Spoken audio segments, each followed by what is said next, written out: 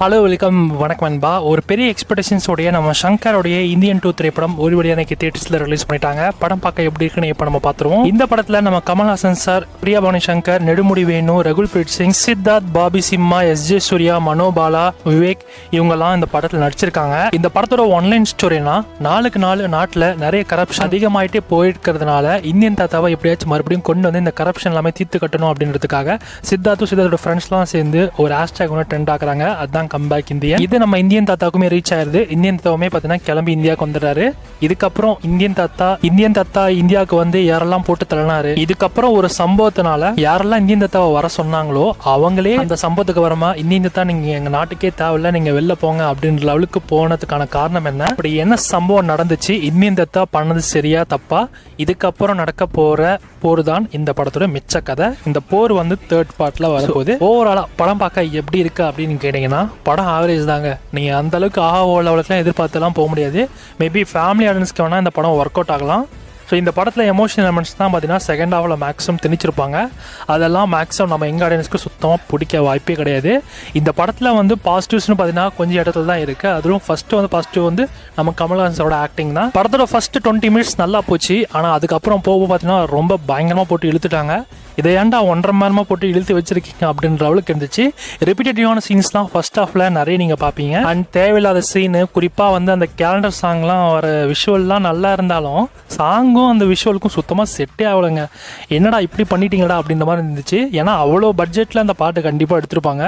அந்த பட்ஜெட்டுக்கு அந்த சாங் ஒர்த்தே இல்லை. ஃபர்ஸ்ட் ஹாஃப்லலாம் பார்த்தீங்கன்னா எக்கச்சக்கமான லாஜிக் மீறல்கள், ஒவ்வொரு சீன்லையுமே பார்த்தீங்கன்னா லாஜிக் மிரல்கள் அப்பட்டமாக தெரியும். அப்புறம் ப்ரீண்டல் சீன்ஸ் நல்லா இருந்தது, அதை நல்லா முடிச்சாங்க.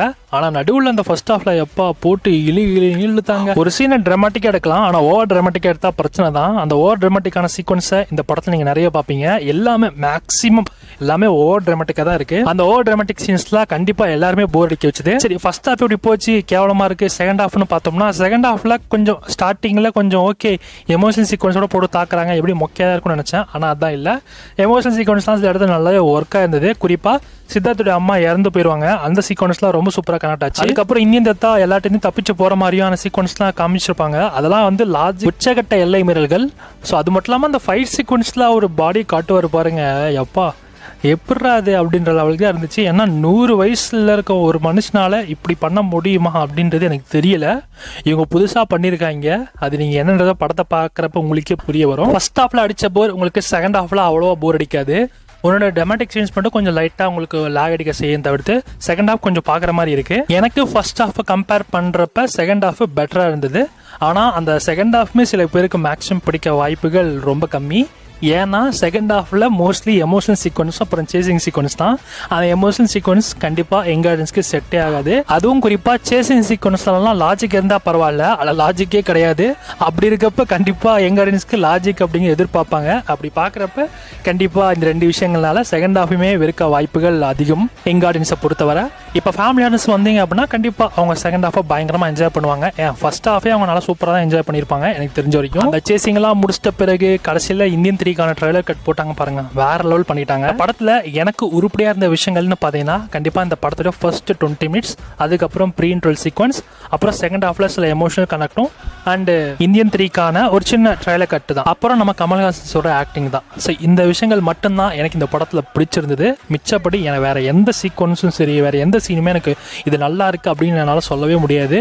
அந்த லெவலுக்கு ஆவரேஜா பண்ணியிருக்காங்க. இந்த படத்துல ஆக்ஷன் ஃபைட் சீக்வன்ஸ்லாம் இருக்கு. அதெல்லாம் எப்படி இவங்க மேட்ச் பண்ணியிருக்காங்கன்னா, இந்தியன் தாத்தாக்கு ஆல்ரெடி வந்து வர்மக்கலை தான் தெரியல, அந்த வர்மக்கலையை வச்சு தான் ஃபைட் பண்ற மாதிரியான சீக்வன்ஸ் தான் காமிச்சிருப்பாங்க. அது ஒன்று மட்டும்தான் அதில் வந்து நம்புற மாதிரி இருந்துச்சு. மிச்சப்படி இருக்கிற எல்லா சேசிங் சீக்வன்ஸ்லையுமே பயங்கர கிரிஞ்சு பண்ணிட்டாங்க. குறிப்பாக மெட்ரோலாம் ஒரு சீக்வன்ஸ் இருக்கும் பாருங்க, ஐயோ ஆள விடுறா சாமி அப்படின்ற லெவலுக்கு இருந்துச்சு. நான் ஓவராலாக சொல்ல வர விஷயம் என்னன்னா, நீங்கள் நிறைய லாஜிக்கோட தான் ஒரு படத்தை பார்ப்பீங்க அப்படின்னா இந்த படத்தை ட்ரையே பண்ணாதீங்க, அப்படியே ஸ்கிப் பண்ணிட்டு ஓடிடுங்க.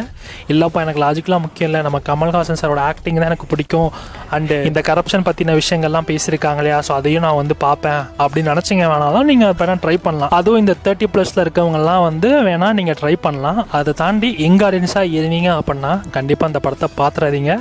இப்போயே சொல்லிடுறேன், எங்கள் ஆடியன்ஸ்லாம் இந்த படத்தை பார்த்தீங்கன்னா கண்டிப்பாக வெறுத்துருவீங்க, வாழ்க்கையை வெறுத்துருவீங்க. படத்தோட மொத்த ரன் டைம் 3 மணி நேரம் கிட்ட வரும். ஸோ உங்களுக்கு அந்த எமோஷனல் கனெக்ட் சுத்தமாக கனெக்டே ஆகாது. அதனால் நான் சொல்ல வரேன், ஓவராலாக இந்த படம் உங்களுக்கு ஒரு டம்மி படமாகவும் இருக்கவும் வாய்ப்பு இருக்குது எங்கள் ஆடியன்ஸை பொறுத்த வரைக்கும்.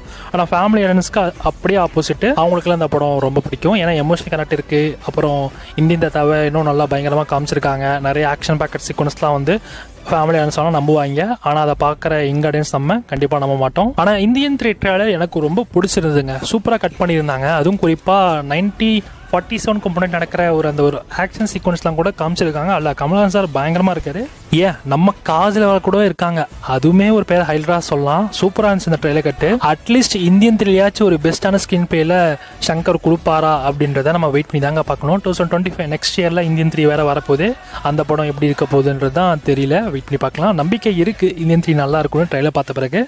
ஸோ பார்ப்போம். இந்த படத்தோட டீம் ஸ்டார்டிங்லேயே ஒரு விஷயத்த சொல்லிட்டு இருந்தாங்க. என்ன அப்படின்னா, படத்தோட ஃபுட்டேஜஸ்லாம் ரொம்ப அதிகமாக இருக்கனால நாங்கள் 2 பார்ட்டாக கொண்டு வர போகிறோம் அப்படின்னு சொன்னாங்க. அதாவது இந்தியன் 2, இந்தியன் 3.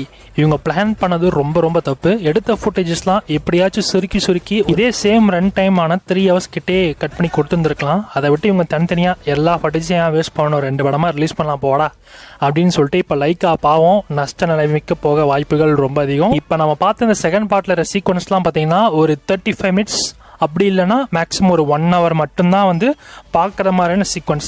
அதெல்லாமே கொஞ்சம் மெர்ஜ் பண்ணி ஸோ இன்னுமே பயங்கரமாக நல்லா சூப்பராக கட் பண்ணாங்கன்னா அதை அப்படியே ஒரு மணி நேரத்துலேயே சுருக்கிக்கலாம். அந்த லெவலுக்கான கண்டென்ட் தான் இந்தியன் 2ல இருக்கு. இந்தியன் 3க்கான கண்டென்ட் பார்த்தீங்கன்னா ட்ரெய்லர் இருந்துச்சு. இந்தியன் 3 ட்ரெய்லர் வந்து ஃபைனல் கிளைமேக்ஸ் முடிஞ்சோடனே போட்டாங்க. அதில் பார்க்குறப்ப நமக்கு கிளியர் கட்டாக புரியுற விஷயம் என்னன்னா, இந்தியன் 3 உண்மையிலே செமையாக இருக்கும் போலேடா, வார் மோட் ஆக்டிவேட்டட் அப்படின்ற அளவுக்கு வந்து சூப்பராக இருந்தது. ஸோ அந்த சீக்வன்ஸ்லாம் கட் பண்ணி ஒத்துமொட்டமாக இந்தியன் 2வாவே வந்து இந்த இந்தியன் 2வும் இந்தியன் 3யும் சேர்த்து ஒரு பார்ட்டாகவே ரிலீஸ் பண்ணியிருந்திருக்கலாம். இவங்க தனித்தனியாக ரிலீஸ் பண்ணி ஒரு பெரிய தப்பு பண்ணிட்டாங்க. கண்டிப்பாக இந்த படம் அந்த அளவுக்குலாம் வந்து பெருசாலாம் ஓடாது. கண்டிப்பாக இது ஒரு ஃப்ளாப்பான ஒரு படமாக தான் நம்ம கமல்ஹாசன் சாருக்கு அமைய போகுது. ஸோ இந்த படம் இப்போ தேடிஸில் ரன் ஆகிட்டு இருக்கு. என்னோட ஆனஸ்ட் ரிவ்யூ தான் நான் உங்களுக்கு ஷேர் பண்ணேன். இதே மாதிரி உங்களுக்கும் நிறைய கருத்துக்கள் இருக்கும். அந்த கருத்துக்கள் என்னன்றதை மறக்காம வந்து கமெண்ட் பண்ணுங்க. நான் இப்போவே சொல்லிட்டேன், இது என்னோட தனிப்பட்ட கருத்து. உங்களோட கருத்து கொஞ்சம் டிஃப்ரெண்ட்டாக கூட இருக்கலாம். இல்லை ப்ரோ படம் சூப்பராக இருக்குது அப்படின்னு கூட நீங்கள் சொல்லலாம். அப்படி இருந்துச்சாலும் நீங்கள் மறக்காம வந்து கமெண்ட்டில் கமெண்ட் பண்ணுங்கள். ஸோ அவங்களோட ஓன் வாய்ஸில் அவங்களோட ஓன் கருத்தை சொல்கிறதுல தப்பே கிடையாது. ஸோ கண்டிப்பாக அதை எல்லாருமே சொல்லணும். அதை விட்டுட்டு நீ இப்படிலாம் சொல்லக்கூடாது, இந்த படம் நல்லா இருக்குன்னு மட்டும்தான் சொல்லணும் அப்படின்னு சொல்லிட்டு யாரையும் கட்டாயப்படுத்தக்கூடாது. குறிப்பாக என்னையே நீங்கள் கட்டாயப்படுத்தக்கூடாது. ஏன்னா நிறைய கமெண்ட்ஸ் வருது. ஸோ நான் அதனால தான் நான் அப்படி சொல்ல வரேன்.